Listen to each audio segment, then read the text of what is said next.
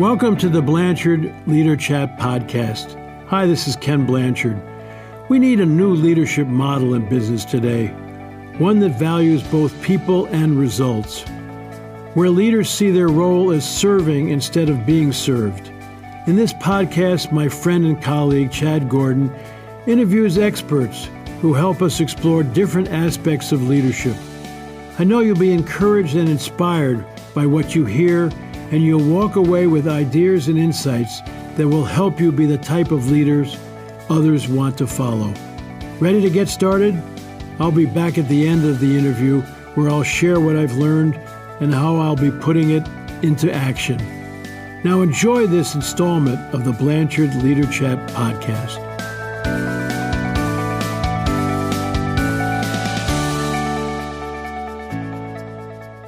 Mark Johnson, welcome to the Blanchard Leader Chat podcast. Well, thank you, Chad. It's great to be here. So we're talking about your latest book, Lead from the Future, How to Turn Visionary Thinking into Breakthrough Growth. And I love how you set this up. You talk about those visionary leaders of our past and of our present. And I get, really at the core, you're trying to find a way to kind of harness how they did what they do. Why was it so important for you to write this book?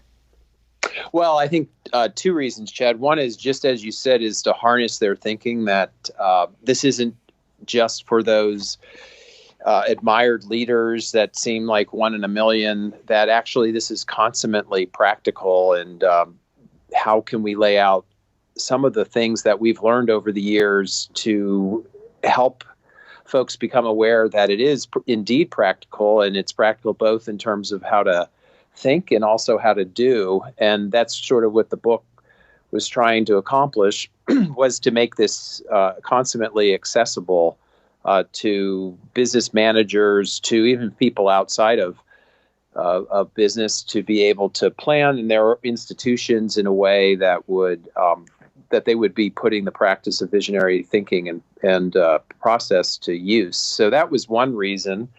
The other reason, quite frankly, was when I started Innosight with Harvard Business School professor Clayton Christensen of Innovator's Dilemma fame.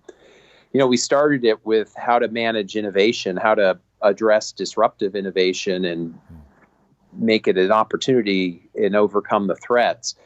And what we found was, in the nature of that breakthrough innovation, that not having a long-term planning horizon, being able to think it and believe in the future, prohibited the ability to implement and sustain efforts as it related to these breakthrough innovation efforts, which take longer than the typical 2 or 3 years for many other kinds of more nearer-term innovation efforts. So it got us into the realm of thinking about vision and strategy as a means by which to be successful in achieving and implementing disruptive innovation. Yeah, you talk about it's a big risk because, and we're not just talking about business owners here. It's people that are in business units, leaders in organizations, in functional areas, things like that. You share that. I mean, your belief is if all we do is look at the future, all we do is look at the present and then let the future happen to us, that is not sustainable. That's correct. And I mean, it's a little bit counterintuitive in this environment as the world moves faster, as knowledge and information moves faster, and people are being able to be affected by technological change and business model change, and that happens at a faster rate. The world in the next year and 2 years actually becomes noisier, and the tendency is to hunker down even more and say we've got to deal with the here and now. But you have to actually clear your mind out of that noise and look further out to anticipate where things actually could go, and be calm and reasoned about planning as much for what that future is going to be as much as what's happening in the noisy next to 1 to 3 years. Because absent doing that, you end up just constantly, sort of chasing yourself round and round on all of these sort of issues of the day, and not having the wisdom to think about how things could ultimately flesh out. And so we want our folks that we have as clients, and actually more broadly than that, to be able to harness the ability to plan for the short term and the long term. So we're going to dig into the book. We're going to talk about the application. We're going to talk about how we can make this sustainable, repeatable, replicatable. But the principle of thinking from the future back, how do you sum that up? I would sum it up as, in a simple terms, being able to get good at starting from a clean sheet. And that sounds really easy. Throw all the old stuff in.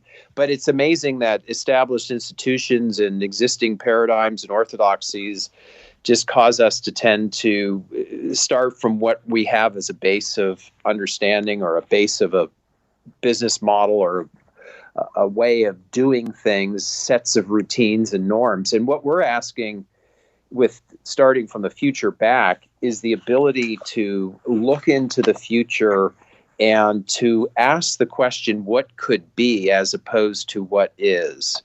To be able to think in a way of which we can be more imaginative and creative based on understanding how things are shaking out in the future, to define how we place ourselves in that future, and do it in such a way that we don't presume the way things work today is necessarily the way things have to be leveraged off of to properly form how things should be in the future.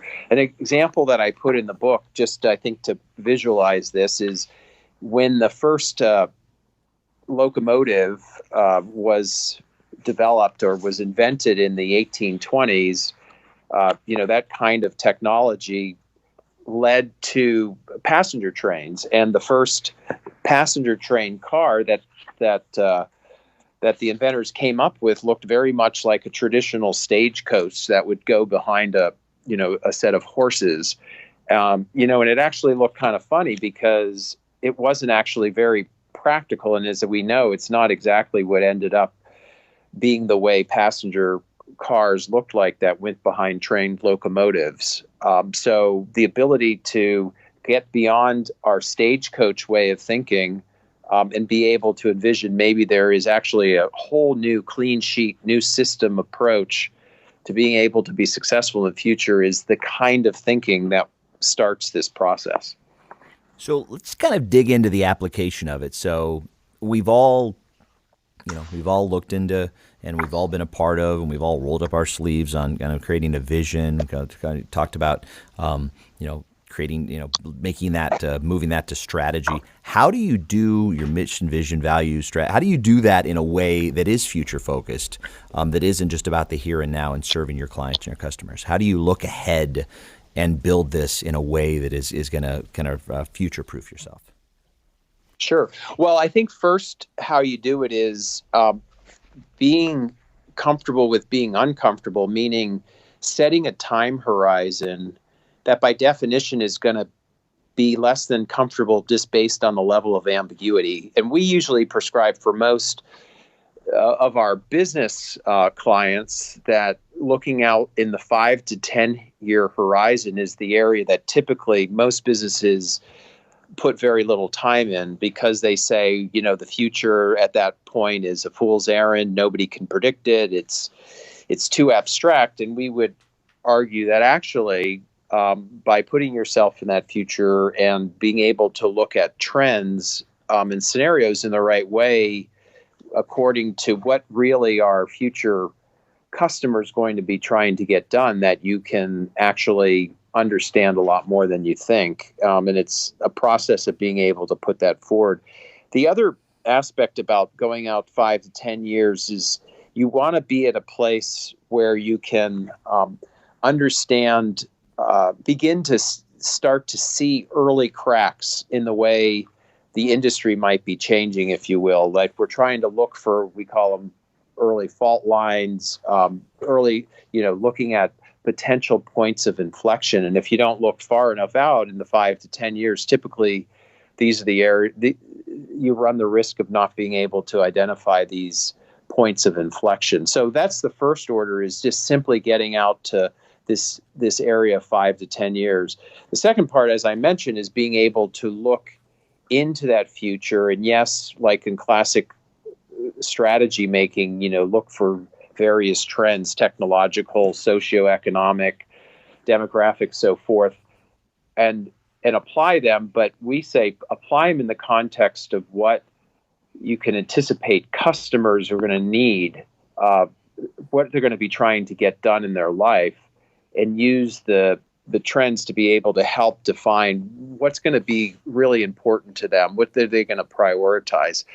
Once you've formed up that future environment and that perspective about where the customer and markets are going, the next important step is to be able to put yourself in that future as a company, as an enterprise, and not just from a classic half-day vision statement, offsite, but actually develop the full perspective of what the enterprise in terms of the nature of businesses and business models could and should look like to be able to address that future environment. So I'll stop there just to let you ask the follow-on question. But that's the basic idea of how you start being able to envision in this future back way. I appreciate that, and let's I touched on this a little bit earlier. So let's say I'm a leader on the front lines. I'm not necessarily going to be a part of the team that develops this vision and develops this strategy. What can I do in my day to day? What can I do to help focus on the future and lead forward? Sure. Well, I think by being on the front lines, depending on what you mean on the front lines, one is you could be on the front lines of sales. You could be in the front lines of your market. So you're seeing customer behavior. You're seeing changes happening, such as maybe a customer is no longer finding all the features and functions of your product valuable. Or maybe the front lines means, in terms of the nature of manufacturing and, technologies that seem to be coming in, digital types of technologies that can affect manufacturing process and in other ways. And those things can be helpful to supporting this idea of being able to see early fault lines or the signals that suggest these faint signals that suggest things in the future may not work the way they work today. So that's one way that I think folks on the front line can be very helpful, in the development of that point of view about the future and how you fit in it, this idea, this notion of a vision in its fullness.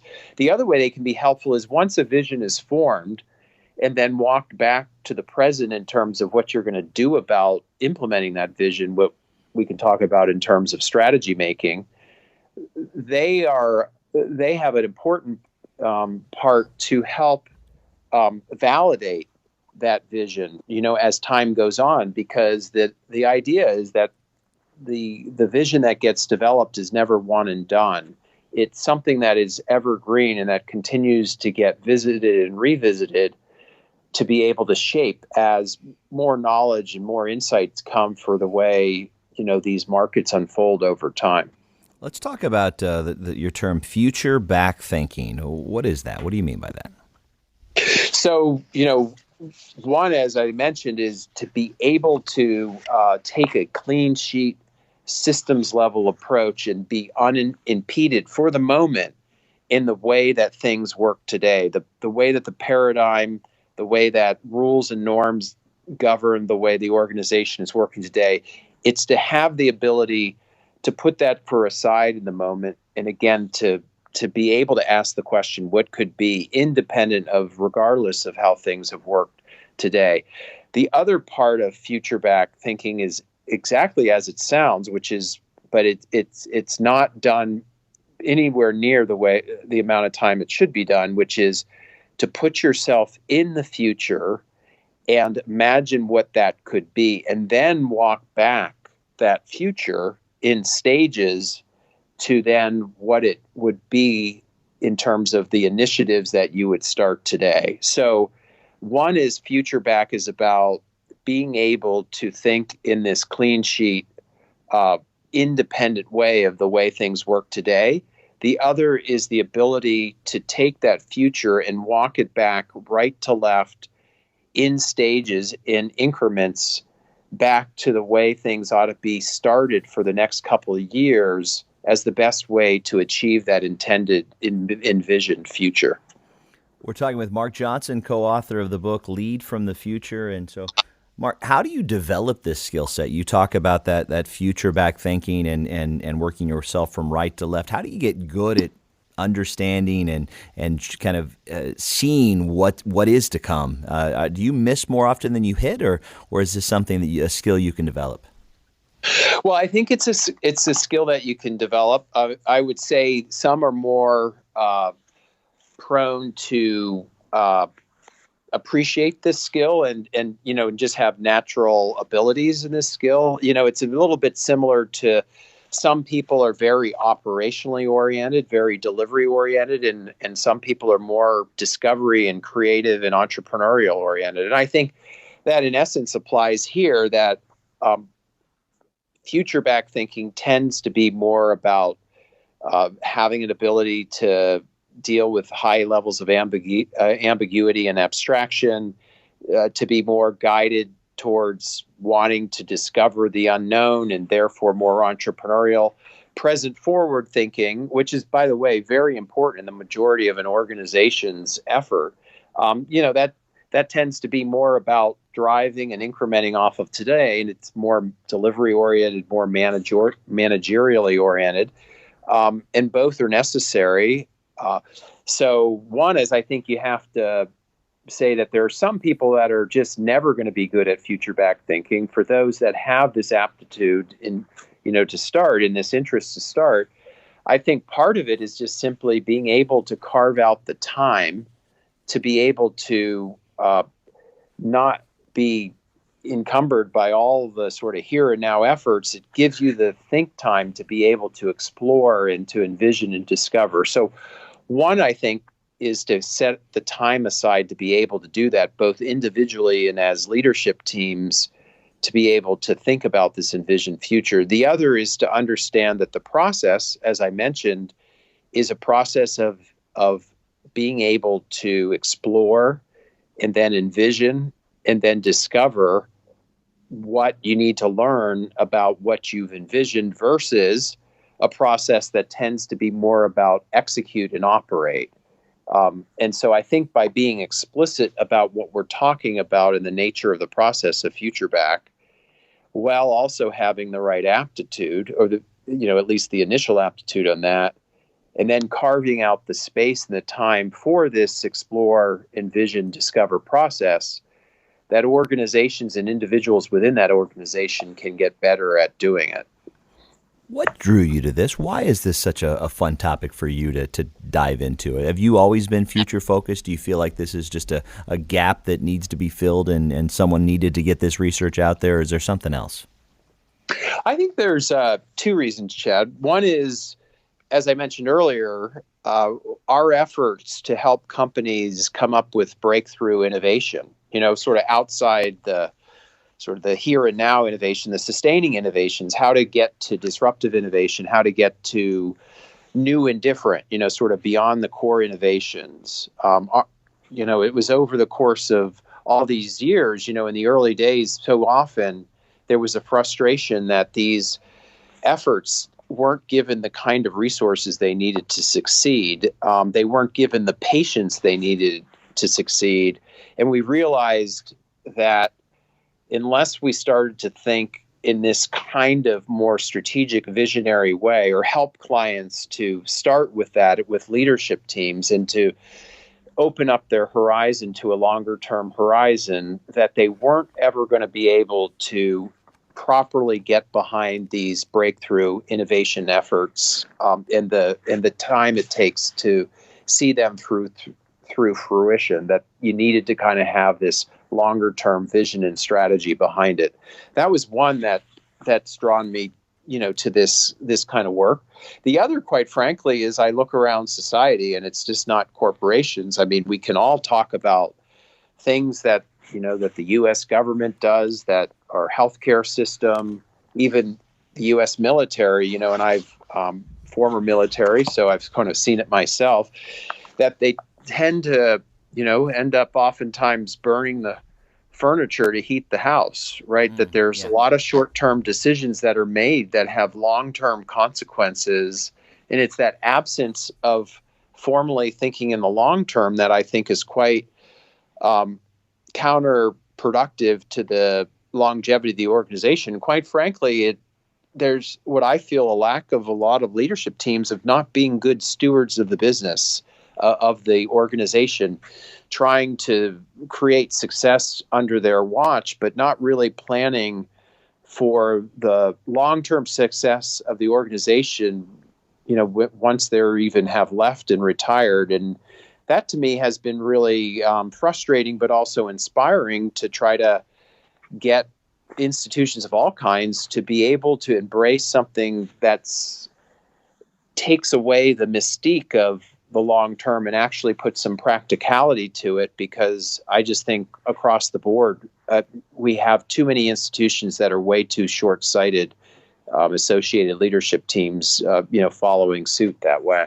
And you give us a lot of great ideas in this book, but ultimately, I mean, it is going to have to be a mindset shift, isn't it? Because the market's not going to change in terms of the need for quarterly projections and growth goals and things like that. So how do you get people to step away from the here and now that drives the let's just call it the stock price? There's so many other pieces that go into that, but how do you get people to move away from that and look at the greater good and what's really necessary to thrive and grow into the future?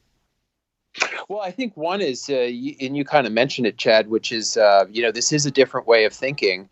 And it's an appreciation that with this different way of thinking and an effort to really form up a long-term vision, beyond the classic vision statement, that you can actually, as we always have heard in leadership, inspire not just the people that work for your organization and your customers and your clients, but other stakeholders, that you can influence Wall Street. And in fact, there was a great experience I had years ago, about 10 years ago, at Innosight, the consulting company that I lead, where we had CEOs from various corporations, and they said, we're very limited in what we can do because Wall Street will punish us. We need to stick to our knitting. And one of the folks who was actually at our event was a Wall Street analyst. And he said, if you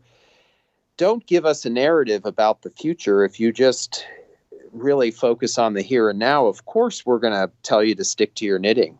But if you gave us a story, a narrative about why the organization needs to long-term make a pivot or transform in ways that go beyond the core, then we'll listen and we'll appreciate the importance that you're giving us for why you have to do things in the future in ways that aren't going to be the same today. And so I think narrative is a key word here.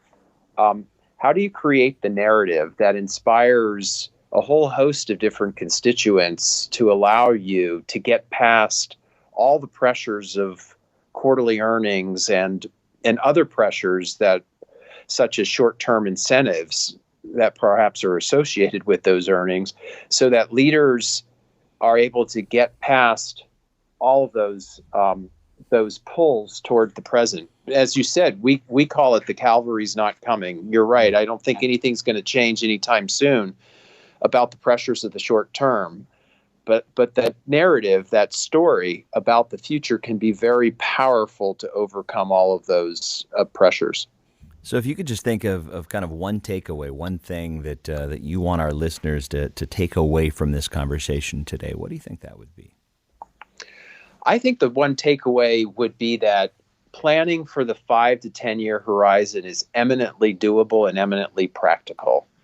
And if you can develop that narrative through a process that you can create that point of view through a future-backed mindset, that allows you to spend time in the future, then you can unleash a lot of excitement and passion and opportunity in your organization that right now in so many organizations is sitting dormant because for one reason or the other, they lack the time commitment or the effort to allow this future horizon to come alive.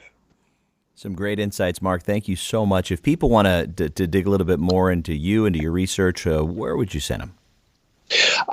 Two places. One is I have my own LinkedIn page. My I'm well followed on LinkedIn. So Mark W. Johnson, and of course, as I said, it's connected to Innosight. And the other one would be our company website, innosight.com.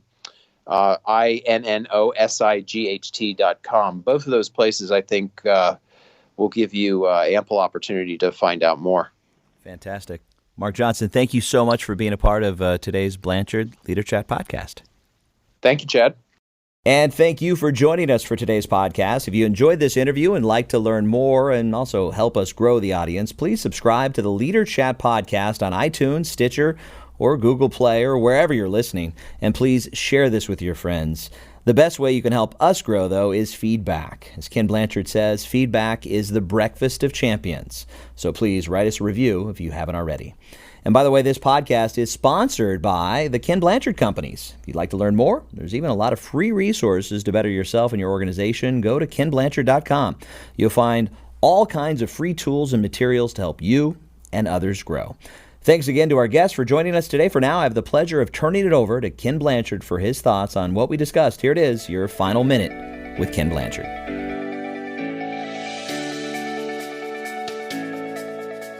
Chad, I really enjoyed your interview with Mark Johnson about his new book, Lead from the Future. And it's interesting, years ago I wrote a book with Terry Waghorn from Europe entitled Mission Possible, Creating a World-Class Organization While There's Still Time. And in that book we argued that great organizations have to manage the present and create the future at the same time. And one of the thoughts we had, though, was that it was silly to send people who had present time operational positions off on a seminar to try to think about the future, because we thought they would kind of kill the future, either because they're overwhelmed with the present or they have vested interest in it. And that maybe you ought to have a president for the present and a president for the future. And the future group would come back together with the present people, say with a board of directors, and give their findings, and then the decision would be make, how do we take what we're finding about the future and make it happen right now? And so I think that's what Mark Johnson's really talking about. And I think it's so important, because if you just get focused on now, the future could kill you. But if you're just thinking about the future and not paying attention to what's going on right now, you get in trouble too. So I think it's a two-sided thing. And so good on you, Mark Johnson. I think you're onto something about leading from the future. And Chad, you're all right too. So go for it. Manage the present and create the future, but do it together. God bless.